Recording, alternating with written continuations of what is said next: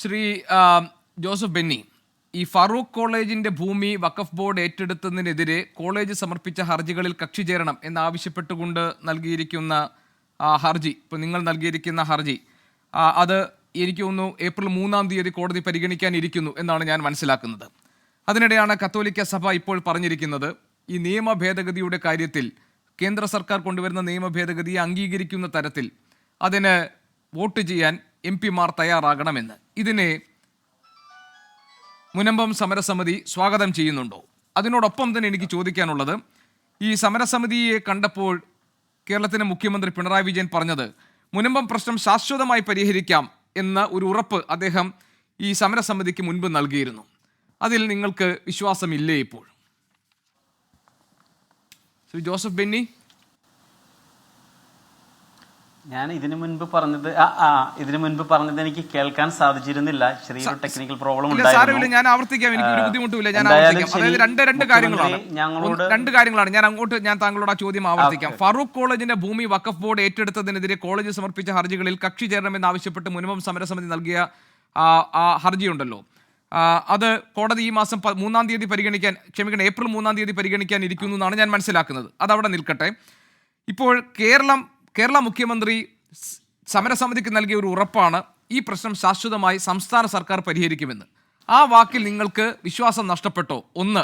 രണ്ടാമത്തെ കാര്യം, ഇപ്പോൾ ഈ കേന്ദ്ര സർക്കാരിൻ്റെ നിയമ ഭേദഗതിക്ക് അനുകൂലമായി വോട്ട് ചെയ്യാൻ എംപിമാരോട് ആഹ്വാനം ചെയ്യുന്ന KCBCയുടെ തീരുമാനത്തെ നിങ്ങൾ സ്വാഗതം ചെയ്യുന്നു?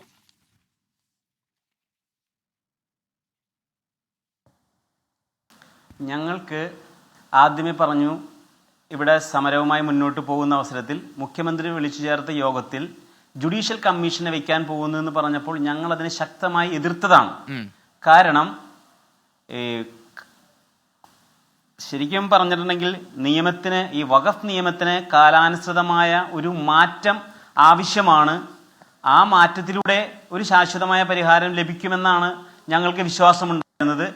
പക്ഷെ അതോടൊപ്പം തന്നെ ഞങ്ങൾ നൂറ്റാണ്ടുകളായി താമസിച്ചുകൊണ്ടിരിക്കുന്ന ഭൂമി 1953 മുതലേ കേസുകൾ നടത്തി 34 വർഷം കഴിഞ്ഞപ്പോൾ 1988 ഫറൂഖ് കോടതിയുടെ ഉത്തരവ് പ്രകാരം അനുവാദത്തോടു കൂടി ഞങ്ങൾ വാങ്ങിച്ച ഭൂമിയുടെ കരമടവ് 33 വർഷം കഴിഞ്ഞപ്പോൾ ഞങ്ങൾ ചെല്ലുമ്പോൾ ഇത് ഞങ്ങളുടെ ഭൂമിയല്ല എന്ന് പറയുന്ന ഒരവസ്ഥയാണ് ഞങ്ങൾക്കുണ്ടായത്.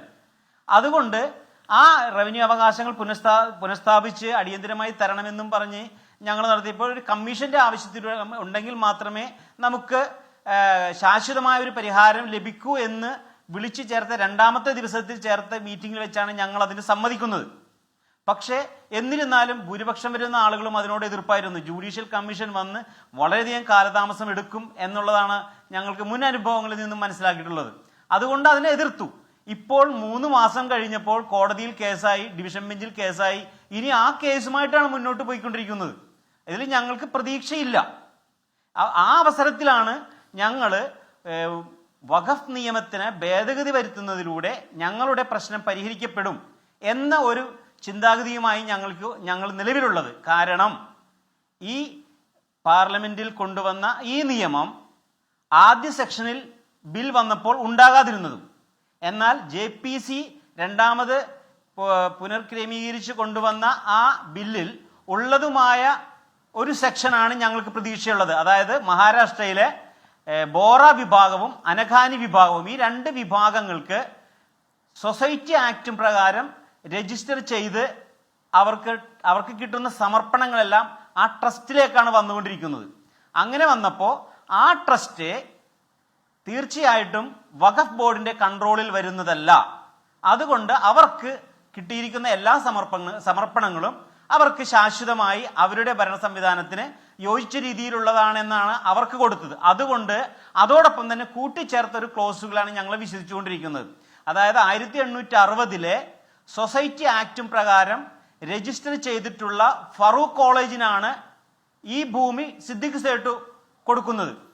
അതുകൊണ്ട് മുൻകാല പ്രാബല്യത്തോടുകൂടി ഏത് ട്രസ്റ്റുകൾക്ക് സമർപ്പണങ്ങൾ കിട്ടിയാലും, ജീവകാരുണ്യപരവും മതപരവും വിദ്യാഭ്യാസപരമായ ആവശ്യങ്ങൾക്ക് കിട്ടിയാൽ ആ സമർപ്പണങ്ങളെല്ലാം ആ ട്രസ്റ്റിനായിരിക്കും പൂർണ്ണാധികാരം. അത് വഖഫ് ആണെങ്കിൽ പോലും മുൻകാല പ്രാബല്യത്തോടുകൂടി അതിന് അനുമതി ലഭിക്കുന്നു എന്നുള്ള ഒരു ക്ലോസ് 144 പേജിൽ ഉണ്ട്. അത് ഞങ്ങൾ വിശ്വസിക്കുന്നു. ആ ബില്ല് നിയമമാകുമ്പോൾ മുനമ്പത്തെ പ്രശ്നം ശാശ്വതമായി പരിഹരിക്കപ്പെടും എന്നാണ് ഞങ്ങൾ വിശ്വസിച്ചുകൊണ്ടിരിക്കുന്നത്. അതിൽ ഇവിടത്തെ 19 MP ലോക്സഭയിൽ പ്രതിപക്ഷത്തുണ്ട്.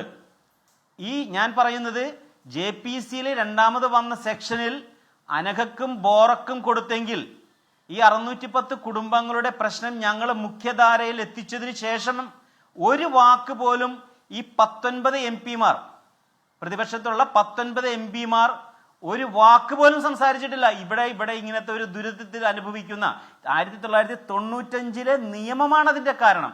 ആ നിയമത്തില് ദുരിതം അനുഭവിക്കുന്ന ജനവിഭാഗം ഇവിടെയുണ്ട്. ഒരു സംസ്കാരത്തെ ഇല്ലാതാക്കുന്ന ഒരു നിയമമാണ്. അതുകൊണ്ട് അവ ജനത്തെ രക്ഷിക്കാൻ, ബോറക്കും അനഘാനിക്കും കൊടുത്തതുപോലെ മുനമ്പൻ ജനതയെ രക്ഷിക്കാൻ ഒരു ഭേദഗതി ഏതെങ്കിലും രീതിയിൽ വേണമെന്ന് ഒരു വാക്കുകൊണ്ട് പോലും ഒരു MP പറഞ്ഞിട്ടില്ല. പക്ഷെ വഖഫ് ഭേദഗതി നിയമം നടപ്പിലാക്കാൻ പാടില്ല. ഇത് മാത്രമാണ് ഇവർ പറയുന്നത്. അപ്പൊ എന്തുകൊണ്ടാണ് ഈ പ്രകാരത്തിലുള്ള ഒരു നിയമം ജോസഫ് എന്നി താങ്കൾ ഈ പറഞ്ഞത് ഞാൻ മനസ്സിലാക്കുന്നു. അതായത് ഭൂമിയുടെ ഉടമസ്ഥതയ്ക്ക് വേണ്ടിയുള്ള നിങ്ങളുടെ പോരാട്ടത്തിൽ നിങ്ങളെ സംബന്ധിച്ച് നിങ്ങളുടെ ഏറ്റവും പ്രധാനപ്പെട്ട ആവശ്യം ആ പ്രശ്നം പരിഹരിക്കാൻ ആര് സഹായഹസ്തം നീട്ടുന്നു അവരെ ആ ഹസ്തം പിടിക്കുക എന്നുള്ളതാണ്. പക്ഷെ ഇവിടുത്തെ പ്രശ്നം താങ്കൾ പറഞ്ഞതുപോലെ 1995 വഖഫ് നിയമം നൽകുന്ന അധികാരമനുസരിച്ച് വഖഫ് ട്രൈബ്യൂണലുകൾ പ്രവർത്തിക്കുന്നു. ആ വഖഫ് ട്രൈബ്യൂണലുകൾക്കാണ് ഈ കാര്യങ്ങളിൽ അന്തിമമായ തീർപ്പ് കൽപ്പിക്കാനുള്ള അവകാശമെങ്കിൽ BJP സർക്കാർ കൊണ്ടുവരുന്ന വഖഫ് നിയമ ഭേദഗതി ബിൽ അത് വഖഫ് സമ്പത്ത് സംരക്ഷിക്കാനുള്ള മുസ്ലിങ്ങളുടെ ഭരണഘടനാ സ്വാതന്ത്ര്യത്തെ ഇല്ലാതാക്കുന്നു എന്നതാണ് ആ നിയമത്തിനെതിരെ ഉയർന്നു വരുന്ന പ്രധാനപ്പെട്ട വിമർശനം.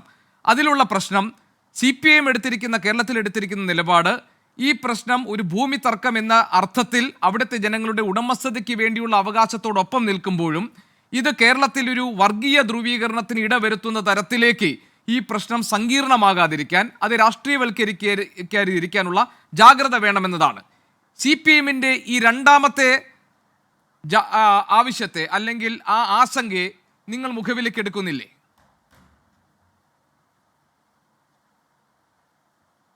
ഞങ്ങൾ മുഖവിലക്കെടുക്കുന്നുണ്ട്. 2 വർഷവും 7 മാസവും ഞങ്ങളുടെ MLA KN ഉണ്ണികൃഷ്ണൻ നിർദ്ദേശിച്ചതനുസരിച്ച് മാത്രമാണ് ഞങ്ങൾ പ്രവർത്തിച്ചുകൊണ്ടിരുന്നത്. പക്ഷേ ഈ 95 വന്ന ഈ നിയമമാണ് ഈ പ്രശ്നമെന്ന് കണ്ടപ്പോൾ ഇനി കോടതി വിധികളിലൂടെ മാത്രം പ്രശ്നം പരിഹരിക്കാൻ പറ്റുമുള്ളൂ എന്ന് മനസ്സിലാക്കിയപ്പോഴാണ് ഞങ്ങൾ ഈ നിരാഹാര സമരത്തിലേക്ക് വരുന്നത്. അത്രയും നാളെ ഈ വഖഫ് നിയമത്തിലെ ഇത്രകാരത്തിലുള്ള സങ്കീർണമായ നീതി നിഷേധം ഉണ്ട് എന്ന് ഞങ്ങൾക്കറിയില്ലായിരുന്നു. ഇവിടെ പ്രധാനപ്പെട്ട കാര്യം വഖഫ് കാലഘട്ടത്തിന് മാറ്റത്തിനനുസരിച്ചിട്ട് നിയമങ്ങൾ മാറ്റണം. ഇവിടെ വർഗീയ ധ്രുവീകരണം ഉണ്ടാകുകയോ അല്ലെങ്കിൽ ക്രമസമാധാന പ്രശ്നം ഉണ്ടാകുകയോ അതില്ലാതിരിക്കാൻ വേണ്ടിയിട്ടാണ് ഗവൺമെന്റുകൾ നീതി പ്രവർത്തിക്കേണ്ടത്. അതിന് വേണ്ടിയിട്ടുള്ള നിയമങ്ങളാണ് നിർമ്മിക്കേണ്ടത്. അതുകൊണ്ടാണ് രാജീവ് മിനിസ്റ്റർ പറഞ്ഞത് നിലവിലുള്ള ചട്ടങ്ങൾക്കും നിയമങ്ങൾക്കും അനുസരിച്ച് ഇതേ ചെയ്യാൻ പറ്റുള്ളൂ എന്ന്. അതായത് നിലവിലുള്ള നിയമങ്ങളും ചട്ടങ്ങളും വഖഫ് ഭേദഗതിയിലൂടെ മാത്രമേ മാറ്റപ്പെടാൻ പറ്റുകയുള്ളൂ. അങ്ങനെയാണെങ്കിൽ ഞങ്ങൾക്ക് ഈ പറയുന്ന പ്രശ്നം പരിഹരിക്കാൻ പറ്റും. അല്ലെങ്കിൽ തന്നെ വർഗീയ ധ്രുവീകരണം ഉണ്ടാകുമെന്ന് പറയുമ്പോൾ എന്തുകൊണ്ട് പ്രതിപക്ഷ അംഗങ്ങളെല്ലാവരും അല്ലെങ്കിൽ കേരളത്തിലെ എല്ലാവരും നിയമസഭ ഒന്നടങ്കം പാസാക്കി ഈ ഭേദഗതിയെ എതിർത്തപ്പോൾ മുനമ്പത്ത് ഈ ഒരു പ്രശ്നമുണ്ട്, അതൊരു പരിഹാരം കാണണം എന്ന് എന്തുകൊണ്ട് ഇവർ ഐക്യകണ്ഠേന തീരുമാനിക്കുന്നില്ല? ഞങ്ങൾക്ക് ഞങ്ങളുടെ ജീവൽ മരണ പോരാട്ടമാണ്. കാരണം നൂറ്റാണ്ടുകളായി താമസിക്കുന്ന ഒരു സംസ്കാരം പടച്ച് ഉയർത്തി വന്ന് മേൽഗതിയിലേക്ക് വരുമ്പോൾ 3 വർഷവും 2 മാസവും കഴിഞ്ഞു. ഞങ്ങളുടെ എല്ലാം തകർന്ന് തരിപ്പണമായി പോയി. ഇനിയൊരു ഉയരങ്ങളിലേക്ക് വരണമെന്നുണ്ടെങ്കിൽ എത്രയോ കാലം പിടിക്കും. അതായത് കോവിഡിന്റെ കാലം മുതലും അതല്ലാതെ എന്ന പ്രളയവും എല്ലാം ഞങ്ങളെ ഈ തീരാദുഃഖം എന്ന് പറയുമ്പോഴെന്താണ്? കേരളത്തിന്റെ സൈന്യമാണ് മത്സ്യത്തൊഴിലാളികൾ. ഞങ്ങൾ ഈ കടൽ തീരത്തിനോട് ചേർന്ന് കടലുമായി യുദ്ധം ചെയ്ത് ശരിയായ രീതിയിൽ ഒരു സംസ്കാരത്തെ പടച്ചുയർത്തി വന്നപ്പോൾ അതിനെയെല്ലാം കടക്കൽ കോടാലി വയ്ക്കപ്പെട്ടതുപോലെ ആയിപ്പോയിരുന്നു ഞങ്ങളുടെ ഈ 3 വർഷവും 2 മാസവുമായിട്ടുള്ള ഈ പ്രശ്നത്തിൽ സങ്കീർണതയിൽ പെട്ട് കിടക്കുന്നത്. അതുകൊണ്ട് ഞങ്ങൾക്ക് ഏത് വിധേനയും ശാശ്വതമായ പരിഹാരം. കാരണം ഞങ്ങൾ വെള്ളത്തിന്റെ അങ്ങേയറ്റം, ആകെ മൂക്ക് മാത്രമേ ഉള്ളൂ ശ്വാസം കിട്ടാനായിട്ട്. ആ രീതിയിൽ ഞങ്ങൾ നിൽക്കുമ്പോൾ ഞങ്ങൾക്ക് കൈത്താങ്ങായി എന്ത് വന്നാലും ഞങ്ങൾ അതിന് കയറി പിടിക്കും.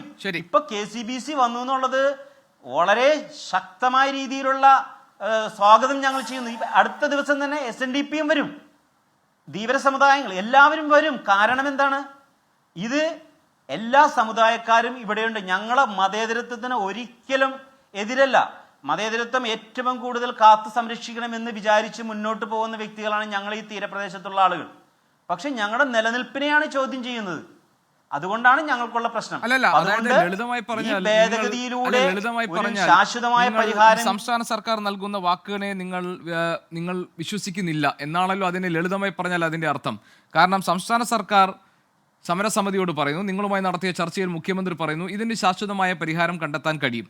ഇപ്പോൾ ശരിയാണ്, ഒരു ജുഡീഷ്യൽ കമ്മീഷനെ വെച്ചു, അതിൻ്റെ നിയമസാധുത നോക്കി ഹൈക്കോടതി അതിന് നിയമസാധുത ഇല്ല എന്ന് പറഞ്ഞു. അത് സംസ്ഥാന സർക്കാരിനേറ്റ തിരിച്ചടിയാണ്. അങ്ങനെയൊക്കെ നിൽക്കുമ്പോഴും ഇത് കേരളത്തിലൊരു സാമുദായിക പ്രശ്നത്തിലേക്ക് നയിച്ചേക്കാവുന്ന, രാഷ്ട്രീയ മുതലെടുപ്പിലേക്ക് നയിച്ചേക്കാവുന്ന ഒരു പ്രധാനപ്പെട്ട പ്രശ്നമാണ് എന്ന അർത്ഥത്തിൽ CPM അല്ലെങ്കിൽ കോൺഗ്രസും ഒക്കെ ഈ വിഷയത്തെ കേരളത്തിൻ്റെ പൊതുസമൂഹത്തിന് മുന്നിൽ അവതരിപ്പിക്കുമ്പോൾ ഇത് നിങ്ങൾ കേന്ദ്ര നിയമമാണ് ഇതിലെ ആശ്വാസമായി എത്താൻ പോകുന്നത്, ഇതിൻ്റെ പരിഹാര മാർഗങ്ങളുള്ളത് കേന്ദ്ര നിയമ ഭേദഗതിയിൽ മാത്രമാണ് എന്ന് വിശ്വസിക്കുവാൻ. അവിടെ താങ്കൾ പറഞ്ഞത് KCBC വന്നു കഴിഞ്ഞാൽ അത് നിങ്ങൾ അവരെ സ്വീകരിക്കും എന്നാണ്. അതാണ് ഞാൻ മനസ്സിലാക്കിയത്. ഞാൻ ഇനി താങ്കളിലേക്ക് വരാം.